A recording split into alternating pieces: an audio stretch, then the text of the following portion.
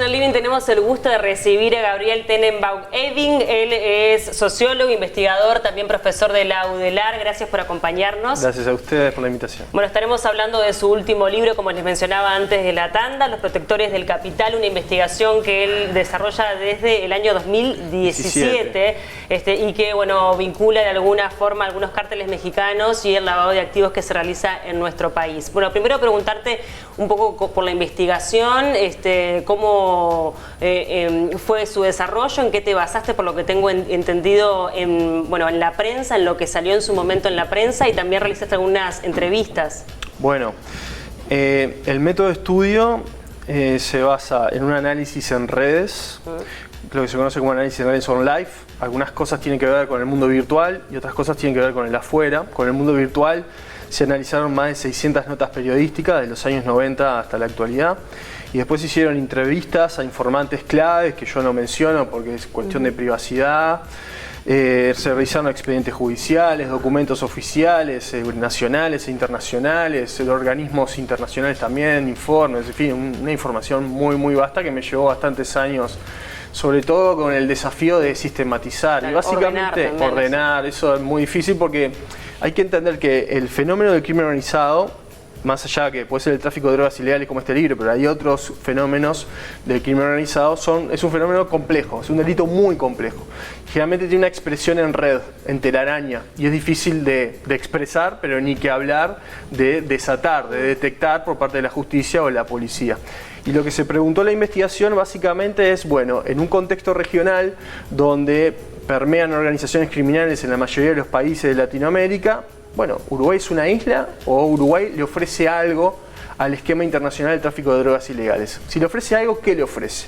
Y es ahí que el libro se mete a estudiar el tema de la legitimación de la renta criminal, el famoso conocido lavado de dinero. Ese es el principal aspecto que Uruguay le puede ofrecer. ¿Y en qué aspectos te diste cuenta de que efectivamente es así? Bien, yo creo que si no es el principal, está dentro de los principales. También, obviamente, que el Uruguay es una suerte de trasiego para exportar, si se quiere, este tipo de mercancía ilegal hacia África y hacia Europa.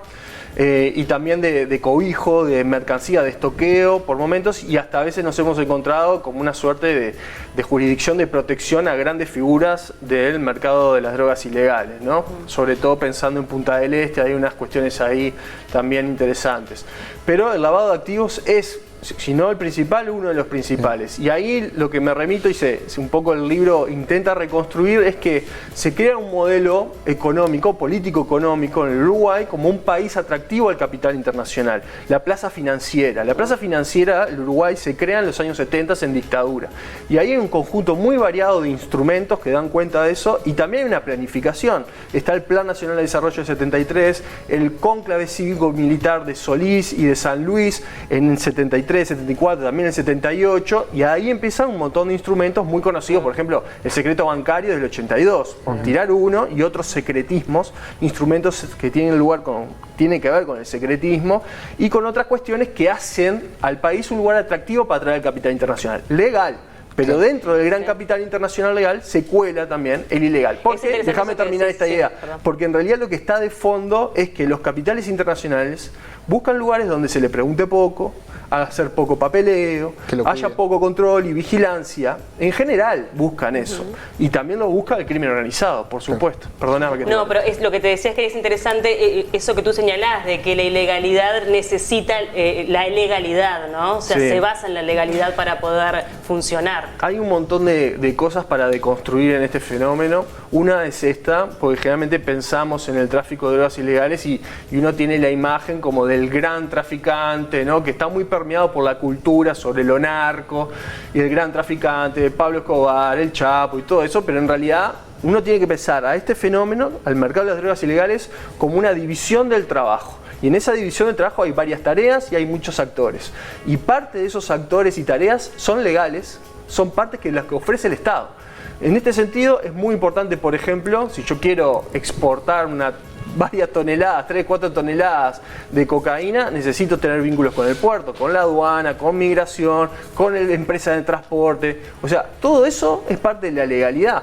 Cuando hablamos de lavado de dinero, necesito que me asistan los protectores del capital, como lo llama el libro. O sea, estas figuras sociales que brindan servicio en el sentido de que te pueden crear una sociedad anónima o en realidad cambian el titular de esa sociedad anónima por la cual se puede lavar el dinero o son parte de una serie de transacciones para ocultar el dinero sucio y un montón de estrategias que tienen que ver con esto, ¿no?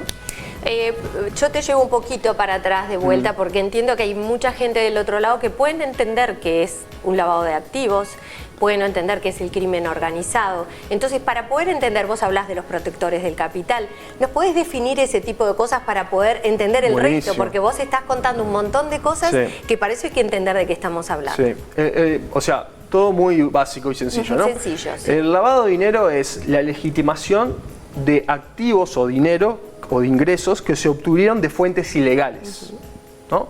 Todo lo que el dinero que se obtiene de una actividad económica ilegal debe ser lavado porque se quiere usar. Entonces, si yo obtengo mi dinero, imaginemos, comercializando pasta base, claro, digamos que es por menor, pero comercializando pasta base, yo ese dinero después lo quiero usar para comprar una casa o para comprar un auto. Y necesito pasar por un escribano, por un contador, por un banco, por un abogado. Necesito entrar en la legalidad, si no es inevitable. Y para entrar en la legalidad se hacen estratagemas que permiten esta idea de lavar, ¿no? Del lavado, que viene de Estados Unidos, de las mafias de Estados Unidos, que crean lavanderías para justamente legitimar el dinero sucio, ¿no?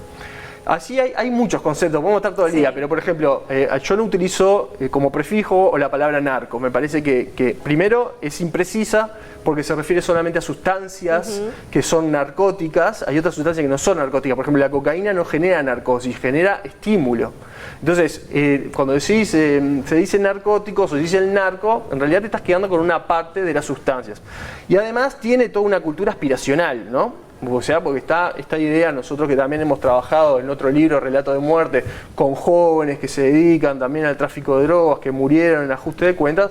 Claro, una cosa que nos damos cuenta es que está toda esta idea aspiracional, ¿no? De tener una vida corta, son vidas breves, pero que buscan ese éxito, supuesto éxito, ¿no? Entonces eso para mí también juega en contra al hablar del gran narcotraficante, que para algunos puede parecer un gran ogro social, pero para otros es alguien al que aspirar.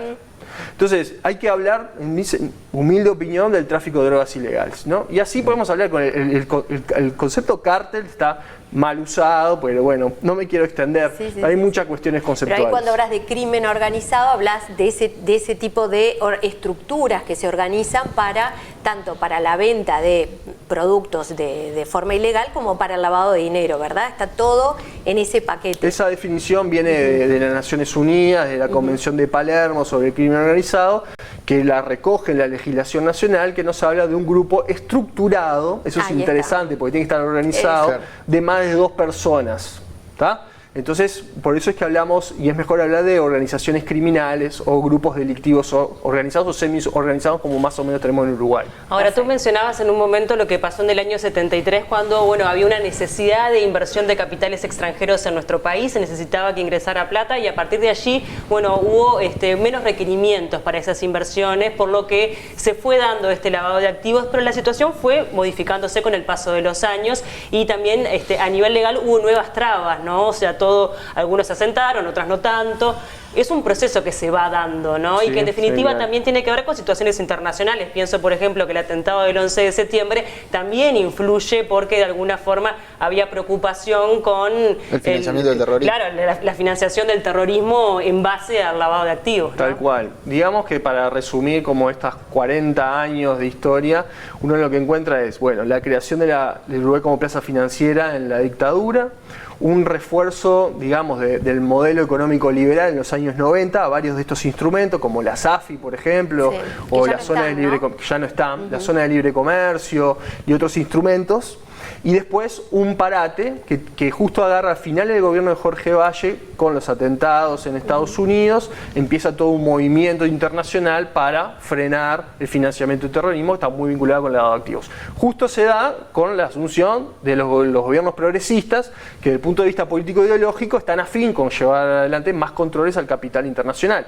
Entonces empieza, digamos, 15 años, podemos decir, de límites, pero no se dejó todo de lado. varias cosas quedaron, algunas cosas se eliminaron, como la SAFI, como tú decías, otras cosas se limitaron, por ejemplo, como el secreto bancario, pero algunas cosas están ahí, como el enriquecimiento ilícito, que no se ha legislado. Modificaciones con la LUC también. Y con la LUC lo que pasó fue una suerte, si se quiere, retroceso, ¿no? Porque, bueno, hay algunas cuestiones ahí. La más rápida que se pueden decir es que en un momento se podían utilizar hasta $4.000 en pago en efectivo para realizar compras de bienes y eso. Ahora pueden ser hasta más de $100.000. Están en unidades indexadas, hay que ir siguiéndolo, poco más de $100.000. Eso es un gran cambio, porque en general, cuando se lava dinero, generalmente es en dólares, cuando hablamos de organizaciones grandes. Ese dinero, bueno, es muy importante, y si yo puedo empezar a lavar a $100.000 y antes lo podía hacer a 4.000, bueno, estoy brindando ciertas facilidades. Y después hay otras cosas como la debida diligencia que tenían que hacer las entidades no financieras, los protectores del capital, se limitaron. En términos de que, bueno, los bancos son los que hacen las debidas diligencias, pero bueno, estamos plagados de casos de leaks y de papers, ¿no? Bahama Leaks, Swiss Leaks. En donde el banco era es parte del lavado de dinero, entonces eso no sirve. Y después, en relación con esto hay algo fundamental, y es que lo que es importante para detectar el lavado es la huella digital. O sea, detectar electrónicamente, porque uno electrónicamente puede seguir el rastreo. Ahora, cuando haces todo en efectivo y no está registrado en ningún lado, o en papeles, eso se destruye y no tenés cómo detectarlo. Las organizaciones internacionales que trafican sustancias estupefacientes, así lo podemos decir, mal dicho, el narcotráfico tiene la particularidad de ir variando sus formas e intentar siempre ante las nuevas trabas ver la forma de ingresar digamos, la sustancia. ¿Cómo es a nivel del lavado de activos? ¿Cómo se fue modificando en el trabajo que hicieron desde los años 70 hasta ahora, contemporáneamente? ¿Cómo se fueron modificando esas estrategias para generar el lavado de activos? Buena pregunta. El Estado siempre va atrás, ¿no? Siempre vamos atrás de todo, por supuesto. Yo no soy parte del Estado, pero el Estado, como sociedad, siempre vamos atrás, ¿no? Entonces, fíjate, hay algo interesante. Te voy a poner como dos casos polares, digamos. El primer caso antes un detalle. Sí. Hay una ley de farmacia de 1913 que es como lo que podríamos decir, bueno, es la primera vez que empieza el prohibicionismo en el Uruguay. En 1913 es un año posterior a la Convención Internacional del Opio de 1912. O sea, el primer prohibicionismo, el opio, antes de la ley seca, ¿no? Fíjense, eso es interesante. Entonces ahí empieza como un derrotero de prohibicionismo. Y ahí tenemos toda una época que en realidad hay un desconocimiento, que no sabemos qué pasó ahí con muchísimas cosas. Hasta que a finales de los 80 nos encontramos con el primer gran caso de lavado de dinero que vincula a Uruguay con Estados Unidos y la Organización de Medellín. Uruguay le exportaba a Estados Unidos oro, sin tener una sola mina. ¿Tá? A partir de un joyero argentino que tenía un cambio en Punta del Este, también en Montevideo, le exportábamos oro a Medellín y ahí se lavaba con un metal precioso el oro. Y eso está muy vinculado con un instrumento de dictadura que es la libertad de exportación, importación, exoneración de impuestos de metales preciosos. El oro, la plata, por ejemplo. Cómo la arquitectura normativa está vinculada después a las operaciones. Entonces eso tenemos un ejemplo. Y ahora en lo que nos estamos encontrando con un gran problema que sabemos muy poco, es el tema de el Bitcoin, por ejemplo. Todo lo que es la moneda virtual, que se está empezando a utilizar para lavar dinero. Y eso es un gran problema porque no hay regulación. Nadie regula las monedas virtuales, ¿no? Y entonces estamos empezando a transitar por esto. Ahora, ¿qué pasa con la mirada internacional, ¿no? Con la mirada que puede llegar a tener tanto la Unión Europea como Estados Unidos condenando a Uruguay en el lavado de activos? Yo te he escuchado decir en alguna entrevista que considerás que hay mucha hipocresía de su parte. Sí, o sea, yo lo llamo los cruzados morales, ¿no? A veces salen al mundo a decir lo que tenés que hacer, ¿no? Y cómo hay que comportarse, y está muy bien, de repente sí, está bien las cosas, las reglas, las recomendaciones, las sugerencias que dicen, pero hacia adentro hay una gran hipocresía porque la Unión Europea o Estados Unidos tienen sus jurisdicciones, muchas de ellas ex colonias o siguen siendo colonias, donde se lava dinero. Hay montones, las Islas Vírgenes Británicas, las Islas Vírgenes de Estados Unidos. Que Gran Bretaña, el Reino Unido no es de la Unión Europea. Sí, bueno, perdón, verdad, cambió. Sí. Jersey, por ejemplo, y bueno, y en Delaware, dentro del propio Estados Unidos, o sea que por eso hay una gran hipocresía en todo esto. La realidad es que hay mucho dinero que corre, que tiene que ver con el mercado ilegal, y los estados de alguna manera quieren ese dinero porque, bueno, mueven el sistema financiero y hacen cosas. Cuando se va a construir un edificio en Punta del Este, se pregunta poco.